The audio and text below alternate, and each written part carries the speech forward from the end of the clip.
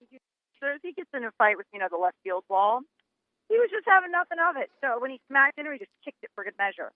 That'll teach it. I didn't see this. Was this last night? Yeah, it was. I was like, yeah, that'll teach it. Good job. As long as he doesn't break an ankle or sprain an ankle kicking See, that would be the kind of thing that would happen. You'd be like, well, you're like the guy who slapped the floor, the basketball player, and was out the rest of the season. At least he made the show today. Nice work, Mr. Gomez. Bravo. All right, let's see. We've got some good stuff. Goran, how do you say it? Dragic? Goran Dragic. Dragic. Yeah. As we all know, basketball not my favorite sport. So Spencer Dinwiddie, he got a little too excited to defend Goran. He went out and knocked his tooth out, which then Goran just sits on the floor and continues to play. That's like a hockey move. Yeah. Because guys in basketball, they flop, they're whining. This dude loses a tooth, just chills, and is like, I lost a tooth, and walks away. So he didn't make a big deal of it. So he's making the sport more manly. Yeah, that's nothing wrong with that. I don't have hockey moves, so I wouldn't even know what to do in that situation. What would you do in that situation? I've had my nose broken so many times during sports. Usually the best thing I try to do is shake it off, but it's pretty painful. I don't know. Knocking out a tooth, I guess if it hits the nerve or not. But if you don't feel it, then if it goes past the nerve, then you're not going to feel it anyway, and who cares? Yeah. Just let it go. Be tough. You got to be tough. Shit, just rub some dirt on it. That's what my dad would say. Rub some dirt on it, get it fixed after, you're good to go. All right, what do we got next? Did you hear about this João Carvalho? He's a Portuguese MMA fighter. He fought Irishman Charlie Ward, who's good friends with what's his name, who's McGregor, and one round they were fighting in Ireland and under the Total Extreme Fighting promotion. First round fine, second round fine. The third round he's really bleeding heavily from his nose. They asked him if he's fine, so they stopped the fight. He's like, I'm really tired. He had no headaches. They are like, maybe we should take you to the hospital, and he actually died 2 days later in the hospital. There's a weird freak accident. The refs just didn't stop the fight in time. There was no way because he felt fine other than bleeding and tired. Did the doctors check him between each round? I mean, they checked him between each round. He gave a full response. He responded to each question. Everything was perfect. And when he started bleeding, in the third round, the on-site medical response was super thorough, but somehow he just went downhill so fast and died. Now, this is McGregor's teammate that was fighting him that actually beat him? Beat him to death. Yeah, I hate to. It is a brutal sport. It's a ferocious sport. I mean, it takes a man to get in that ring, but obviously when you step in that octagon, you know that can happen. I mean, you take that risk. Right, exactly. It's still unfortunate. Rare that it happens. Yeah, you don't see that very often. You don't. But, we see it in football where a guy collapses in practice and passes away. And, I mean, it happens in sports. And every time it does, it's kind of an eye-opener. You know what I mean? It's just kind of wakes you up and goes, oh, my gosh, is it worth it sometimes? Especially if you're, an NFL player seeing a teammate. Or if you're in MMA and you see another MMA. I mean, it can be an eye-opening situation. And, obviously, thoughts and prayers go out to this young man's family. And I've never heard of this guy.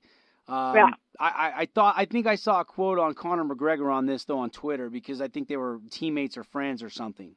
Yeah, because he was really good friends with the guy fighting him, and so he was at the fight and saw the whole thing go down. And he even said, he's like, the refs. It's hard to tell, but the refs are gonna have to try to be careful. I mean, but what can you do? Pretty much if they stop the fight when they thought something was wrong, as it was. Yeah, I mean, that's a tough one because as a fighter, sometimes, you stop a fight too early, and we've seen some unbelievable comebacks, and officials know that. Now, I don't know that much about officiating MMA, but at the same time, I mean, if you think that there's any chance somebody is done, you can stop the fight just even a little earlier. Maybe you save one or two shots, and this is prevented. I don't know. I don't know if you can blame the officials on this. I did not see the highlights on this, so I'm shooting blind a little bit.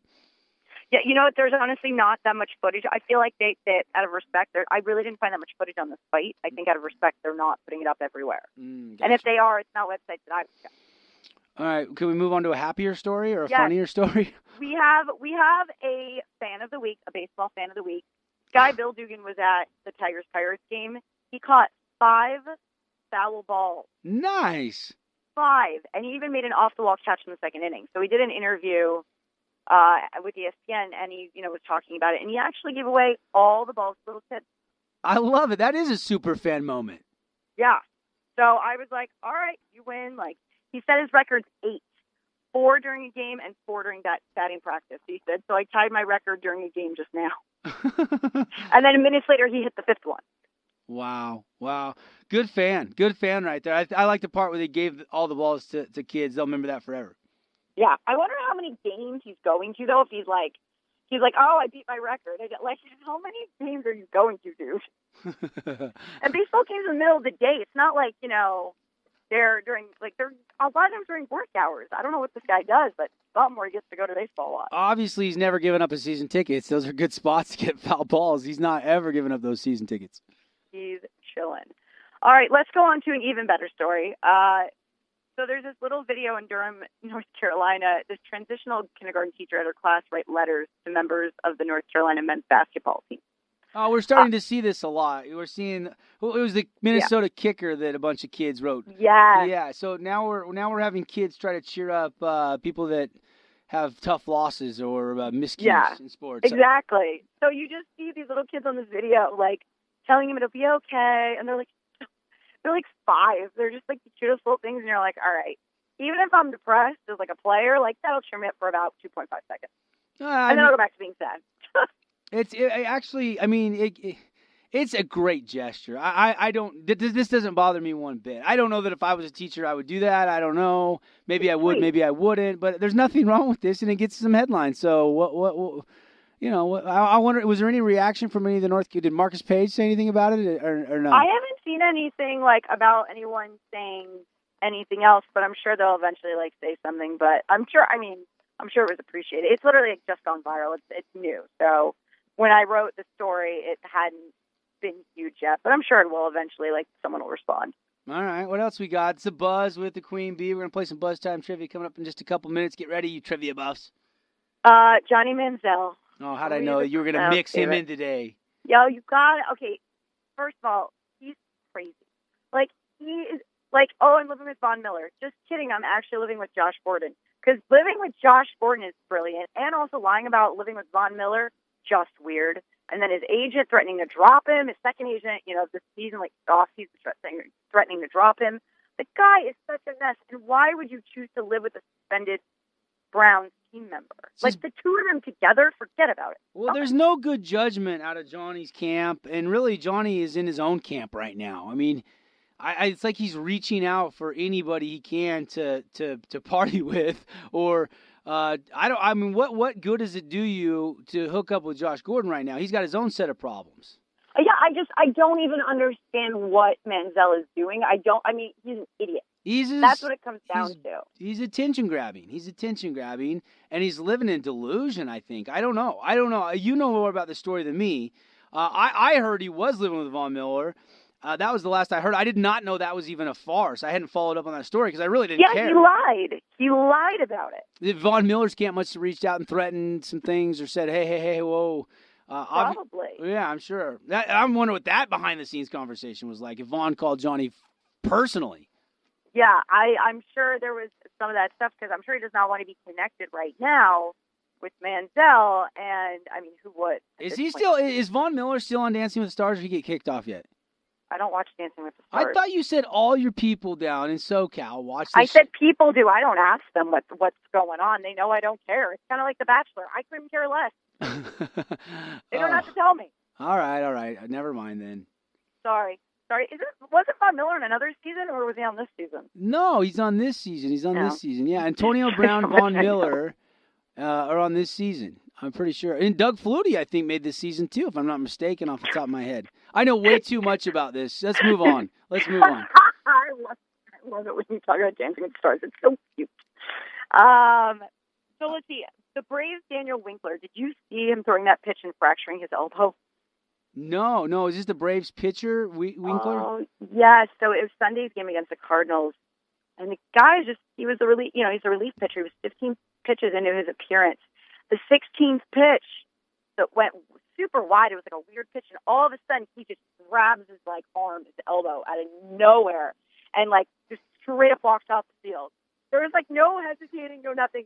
Straight up walks off the field and like just is done. You just see his face, and he's like bent over, doubled over, and he just fractured it throwing. I've never heard of something like that. I haven't either. I obviously not a good situation for him. I mean, is it graphic, the video? I've not seen the video. No, it's not graphic at all. He's throwing, and then all of a sudden he's gripping his arm. And it breaks his arm. Yeah, it just breaks it. Nothing is showing, but you just see it. He's fine, and then he's not. Yeah, you hate it for that kid. Oh, my goodness.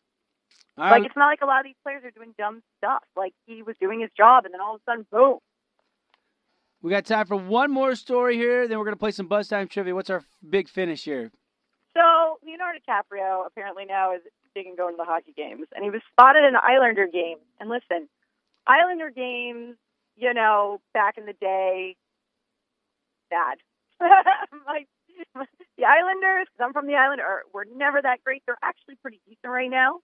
But for some reason, Leonardo DiCaprio was hiding at this Islander game, face down, hat done, no matter what. Now, it used to be where everyone would get embarrassed about them, but it's okay. You know what? It's fine. It's fine to be spotted at these games now. They don't suck, finally. So bravo to the Islanders, Leonardo DiCaprio. You suck. Maybe you're reading too much into this. Maybe he's not embarrassed about the Islanders. Maybe he was supposed to be on a date somewhere else, and he got out of it and went to the game, and he didn't want her to sit down and watch the Islanders game and say, hey, you're supposed to go out with me tonight. I don't even know if DiCaprio is married. I'm completely speculating here. Yeah, exactly. I'm just saying, the Islanders finally not sucking it. We're finally getting big celebrities. But there could be a number of reasons why a star doesn't want to be on the Who Jumbotron. Cares?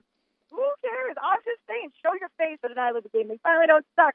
Let's represent. You're taking this personal, aren't you? You're offended as an Islander fan. It sounds like you're on the bandwagon or something. I just, I'm from the island. That's who we grew up with. I used to train at the rink. So, like, I trained with a couple of their coaches when I was younger. Of course I'm an Islander fan, Yeah. All right. We were terrible. That is the Buzz, everybody, the Queen Bee. She's going to stick around. She's going to test your trivia knowledge with some Buzz Time Trivia. We'll give you a chance to win some prizes. 673-9398. We'll take some contestants right after. It's the Devin Dixon Show.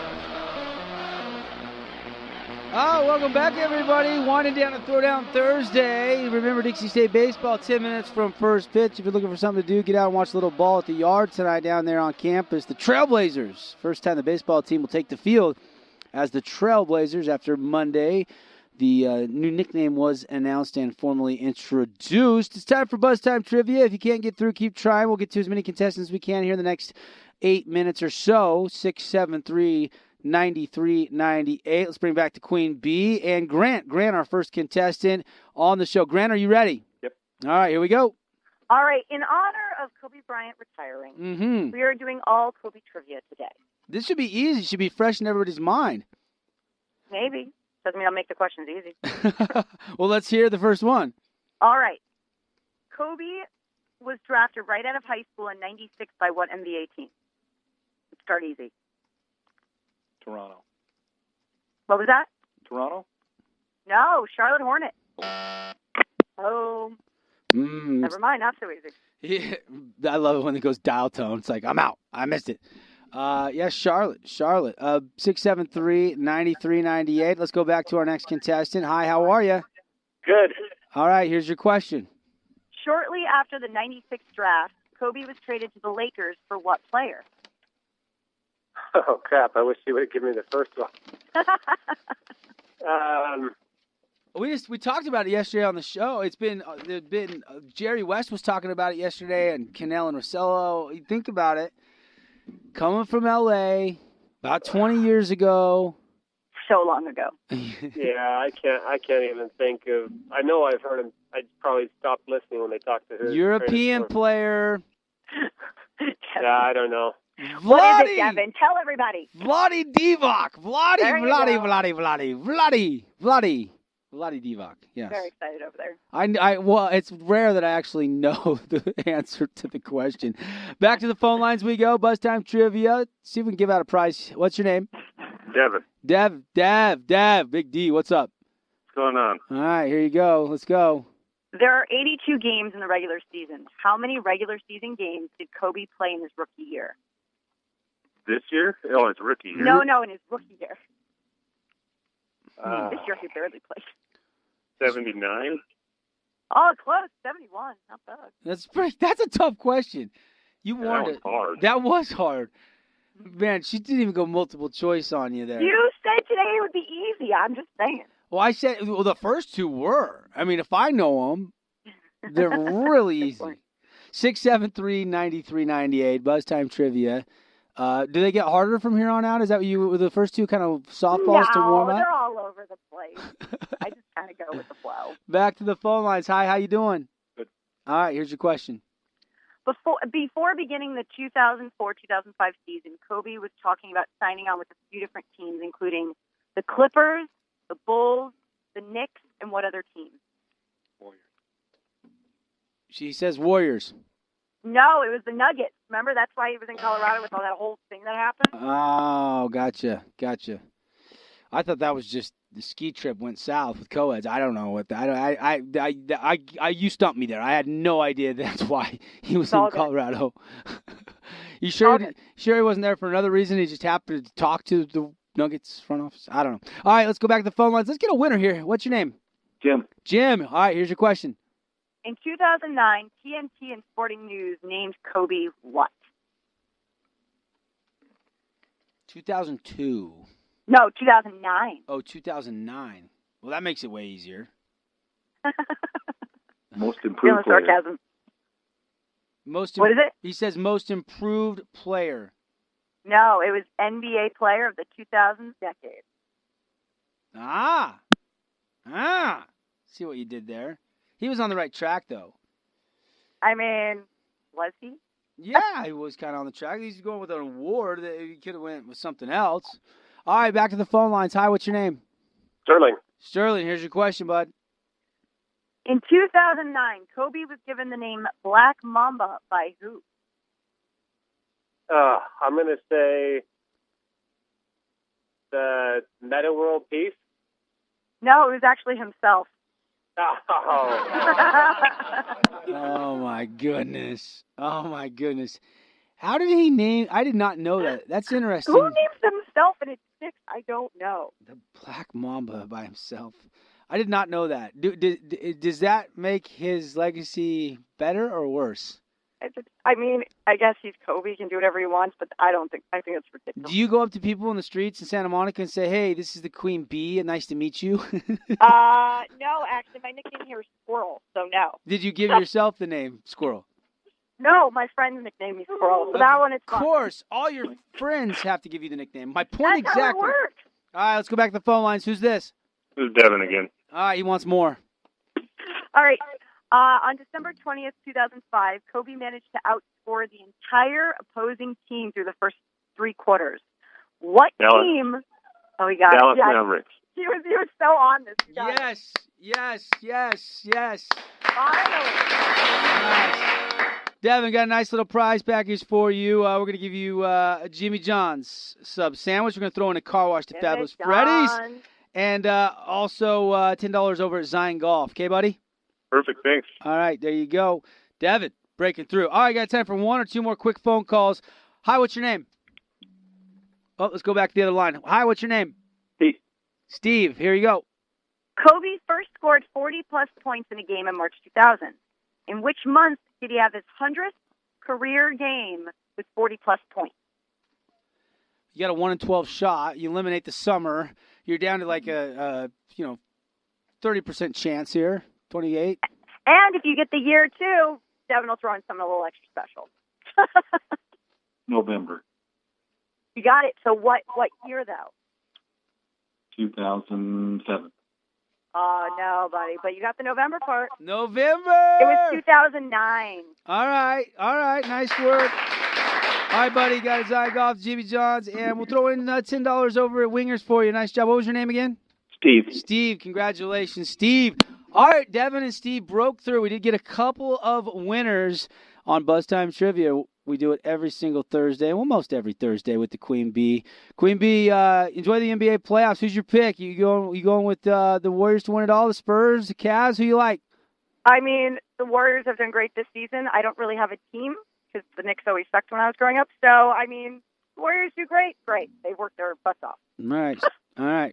Sorry, I know. I have no enthusiasm for that sport. But you got a butt in there. You did. Nice job. Yeah, no problem. We'll see you next Thursday. See ya. All right, great show today. Had a lot of fun. Had Chris Fatenauer, Dixie State skipper. They're going to fire up their first of 4